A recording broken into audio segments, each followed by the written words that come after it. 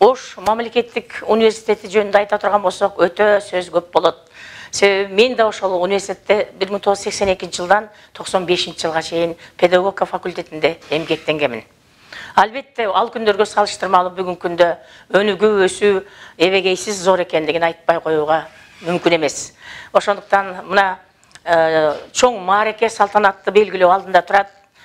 Биз деп айта берсем болот, биздин Ош мамлекеттик университети мына ушул кирип келе жаткан 80 жылдык чоң маареке менен мен чын жүрөгүмдөн жалпы жамаатты жана жалпы ушул Ош мамлекеттик университетинде бүтүп кеткен бүгүнкү күндө Кыргызстандын чар тарабында эмгектенип жаткан биздин Ош мамлекеттик университетинин бүтүрүүчүлөрүнүн баарын ушу кирип келген 80 жылдык майрам менен чын жүрөктөн куттуктаймын.